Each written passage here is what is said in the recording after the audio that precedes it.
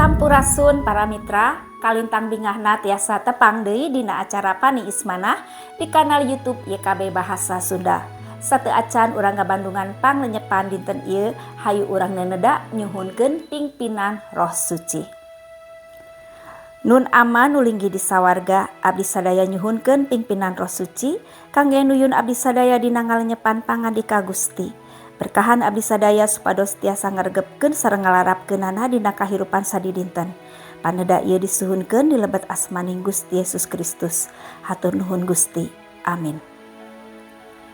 Para mitra, lenyepaneun urang dinten ieu dicutat tina buku renungan wasiat anu dijudulan Hirup Sing Leres. Dumasar Serat Rum pasal 1 ayat 8 dugi ka ayat 15. Sareng nas janten puseur panglenyepan urang nyaeta ayat nu ka-8 anu unggalna kieu. Kahiji simkuring muji syukur ka Allah demi Yesus Kristus ku hal aranjeun. Dumeh kapercayaan aranjeun geus ka utara ka sakuliah dunya. Para mitra, sadaya sepuh pasti baris ngaraos reueus sareng bagja nalika putrana hasil ngahontal prestasi nu pikahelokeun. Sepuh ngaraos ikhtiarna satekah pola salami ieu dina ngagedekeun sareng ngatik putrana teh teu percuma. Rasa reueus sareng bagja sapertos kitu oge anu ngagedur dina manah Rasul Paulus nalika anjeunna ngadangu wartos nu kalintang positif perkawis kahirupan jamaah Kristen di kota Rum. Para mitra, harita teh jamaah di kota Rum aya dina situasi nu sama sakali teu nyugemakeun. Aranjeunna teh kelompok minoritas nu hirup di tengahing bangsa nu teu wanoh ka Gusti.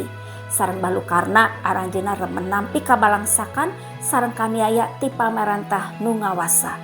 Nanging di tengahing kabalangsakan sareng kaniaya eta aranjeunna oge kedah bajoang ngalawan gogoda pikeun ilu biung barontak ngalawan pamarentah.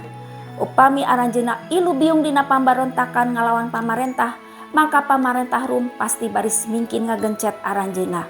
Tapi sabalikna, upami aranjeunna teu ngiring baruntak, maka masyarakat Rum baris nyingkirkeun aranjeunna. Kaayaan nu serba salah, netes semplek mincak semplak. Nanging di tengahing kaayaan dilema, kaayaan nu serba salah kitu, jamaah di kota Rum mampu hirup kalean leres salaku panganut Kristus. Aranjeunna tetep saratia lumampah di jalan Gusti. Naon wae konsekuensina. Ieu teh kalintang matak reueus pisan sanes wae kanggo Rasul Paulus tapi oge kangge Gusti. Hayu urang ngadoa.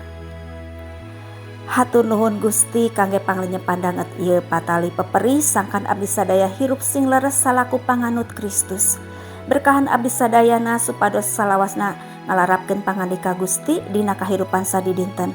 Salawasna milampah kasayan nu pikareueuskeun sareng kamanah ku Gusti. Nyuhunkeun Roh Suci teu weleh ngauban abdi sadayana. Hatur nuhun Gusti, paneda sareng pangdoa ieu disambat sareng disuhunkeun di lebet asmaning Gusti Yesus Kristus. Amin.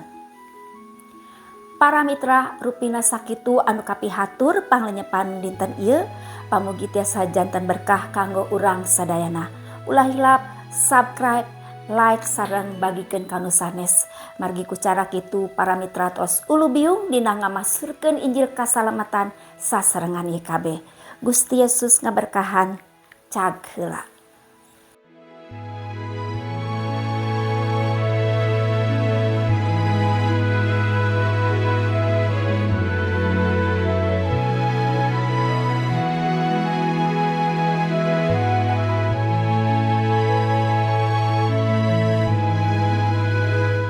Sahabat, mari dukung pelayanan dan pekabaran Injil melalui YKB dengan membagikan link acara ini kepada sebanyak mungkin orang.